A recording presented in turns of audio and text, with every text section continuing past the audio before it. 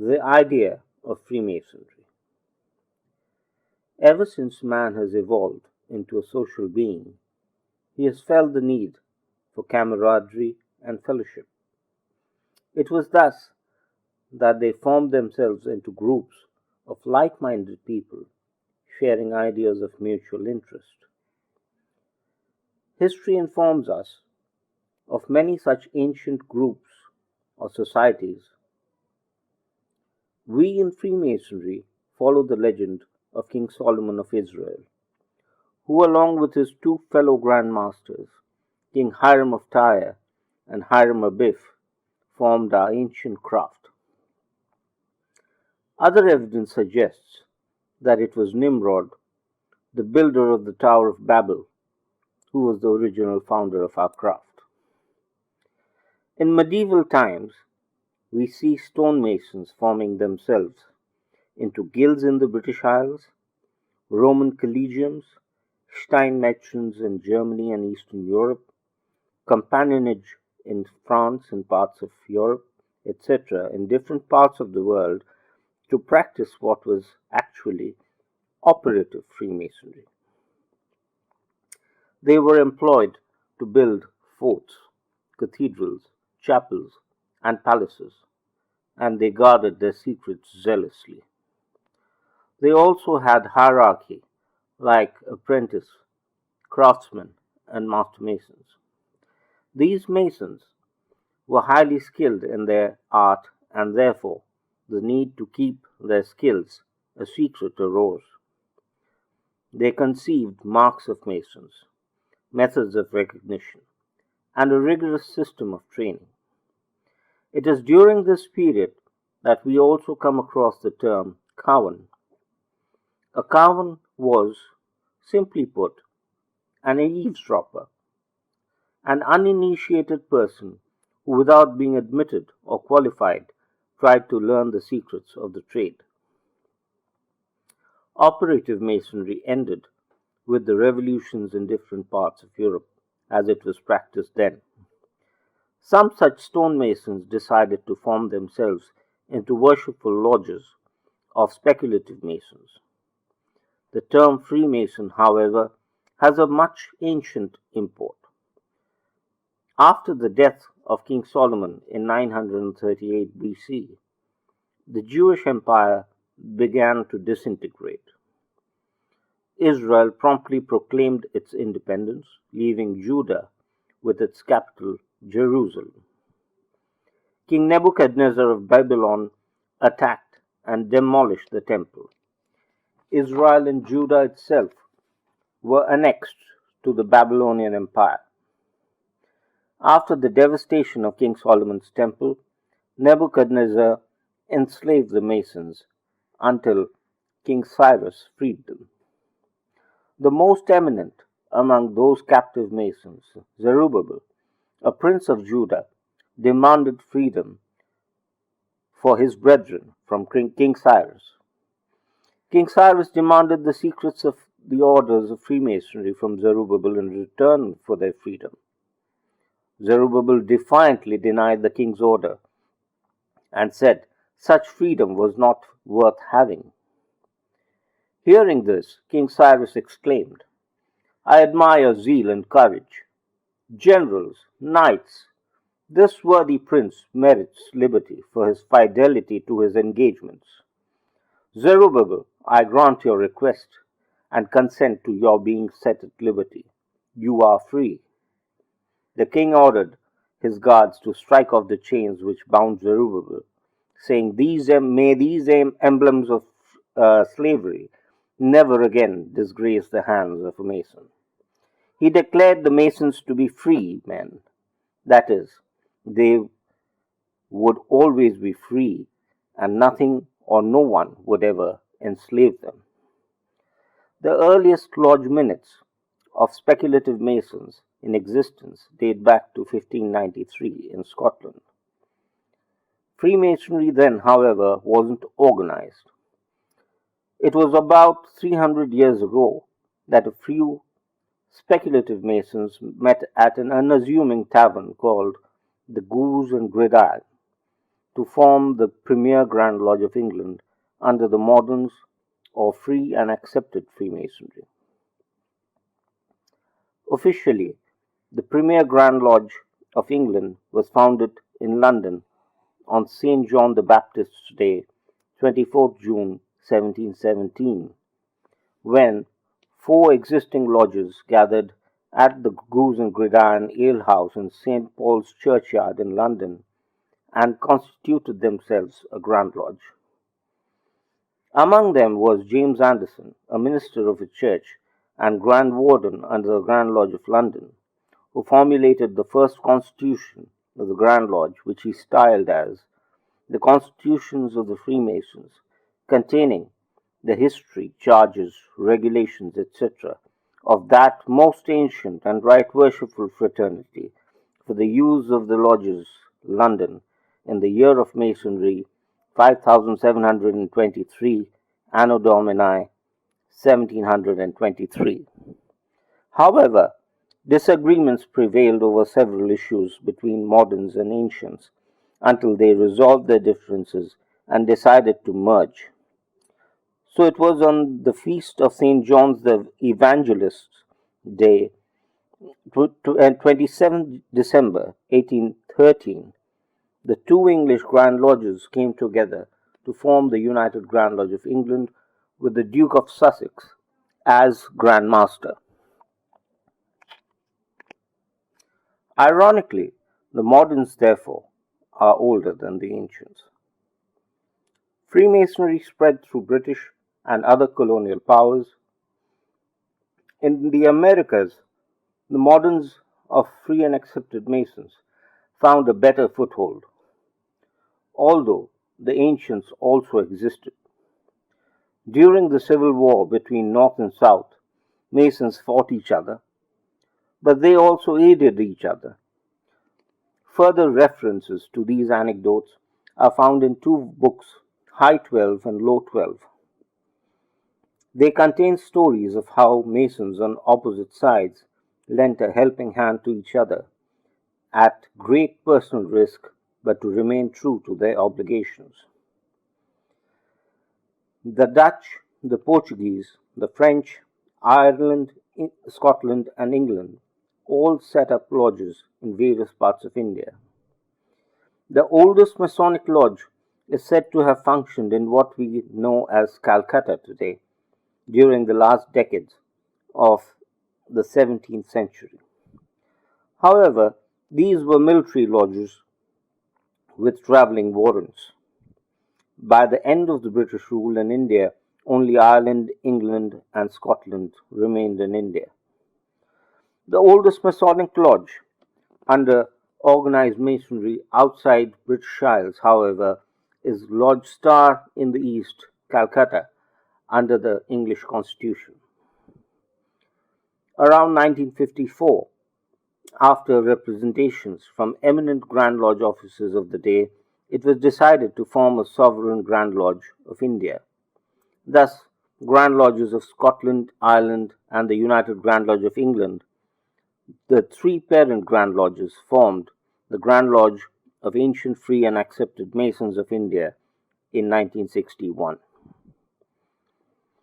Speculative Masons chose to apply the tools of the operative Masons to their models, which literally speaking meant that instead of building cathedrals and forts, they would use models and tenets to build a Mason's character. A temple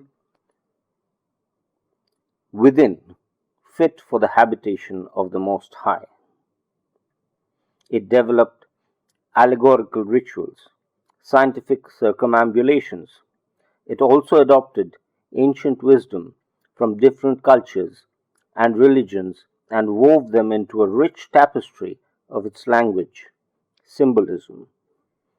Freemasonry speaks through symbols. Freemasonry also teaches us to make a daily advancement in our pursuit of knowledge by studying the 7 liberal arts and sciences. A small but growing segment pursue esoteric Masonry, which has which has a much wider scope of research and provides a platform to reflect on Freemasonry from different points of view. Whichever method we apply to evaluate our craft, it has always lived up to its reputation. Freemasonry, through its various degrees, does not only turn a rough ashlar into a perfect ashlar, it teaches us how to live. It even tells us how we should spend each day. It conveys to us the importance of brotherly love by teaching us the 5 points of fellowship. It teaches us that the heart of a true Mason is of a charitable disposition and extols the virtue of relief not just to our brethren but also to anyone in need. Throughout the various degrees of Freemasonry, we are taught that truth is supreme and it cannot be hidden under a bushel for long. Faith and hope are the two other teachings of Freemasonry in addition to charity. Freemasonry is a fraternity under the fatherhood of God and the brotherhood of man. Trust or faith in God, or a supreme being to be precise, is not only a tenet but also a prerequisite to joining Freemasonry. This supreme being can be from any religion. It is the belief that is important. In India, we take our obligations on the volumes of sacred law of the five major religions. However, in parts of Europe, they use a blank book. In some parts of the world, they take their obligations on the altar. Candidates from any religion, caste, or creed can take their obligations on that book or the altar. It is, like much of Masonry, a symbol of one of the three great but emblematic lights of Freemasonry.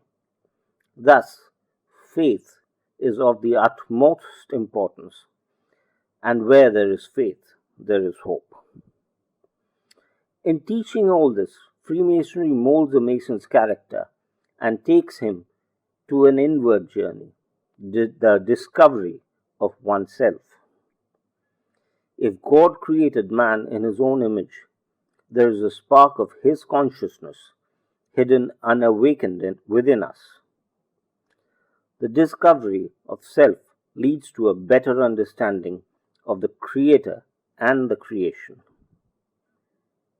After teaching all this, Freemasonry teaches us how to die. Not just to die, but to welcome death with open arms. A man who is a Mason, lays down his earthly working tools to become one with the Creator in what we call the Grand Lodge above. A true Freemason is one who lives respected and dies regretted. But then a true Freemason never dies. He lives on by his deeds, the memories of the fairness of his demeanor, and steadfastness of his character. It is true to say of them, they shall not grow old as we that are left grow old. Age shall not weary them, nor the years condemn. At the going down of the sun and in the morning, we will remember them. So why has Freemasonry survived for thousands of years where other organizations have come and gone? What gives it its enduring appeal? Even today, there are over 6 million Freemasons throughout the globe, united in the bonds of brotherhood. Freemasonry is an art. It is also a science. It is definitely a philosophy. But most importantly, Freemasonry is an idea conceived centuries ago, which has evolved and been enriched through time. From monarchs to motor mechanics, they have all adorned the roles of Freemasonry, meeting on the level as equals without any qualms. When Freemasonry, when Freemasons meet, they meet on the level, which not only means that they treat each other as equals, but also that they trust each other unequivocally. That is why the term brother is so important. We choose a good candidate who is like minded and adheres to the preemptive tenets of the order, and we make him our brother, a tie that is supposed to run deeper than blood. There are no material benefits in Freemasonry. A person approaching us for material benefits are and should be turned away. There are other organizations that cater to such needs. Freemasonry is not a social club either. Those who come thinking that it is are disappointed, and these are the heaviest contributors to our dropouts list. Some people come to Freemasonry not to learn, but to mold the bedrocks of Freemasonry according to their own experience in their private avocation. Freemasonry is not meant for power play, and it is certainly not an arena for ego clashes. Freemasonry, by nature, rejects these aberrations. We are supposed to enrich our lives and awaken our souls from the ancient wisdom that Freemasonry imparts, not the other way round. As I stated earlier, Freemasonry is an idea. In today's world, where people and names are forgotten so quickly, people still talk about Freemasonry, write about Freemasonry, and even make movies or documentary based on Freemasonry. And its tenets have stood the test of time. They have survived. People are killed, genocides are perpetrated, civilizations are wiped out, but an idea cannot be killed. I am optimistic about the future of Freemasonry because I believe in its tenets. If we imbibe those tenets within us, if we live and act by those tenets, and if we have a firm faith in the Almighty above all, then this noble institution will live on. As Albert Mackey put it, the ultimate success of Masonry depends on the intelligence of our disciples. So choose your candidates well, and if you love your lodge, keep it select. This and this alone will propagate the idea that is Freemasonry. Thank you.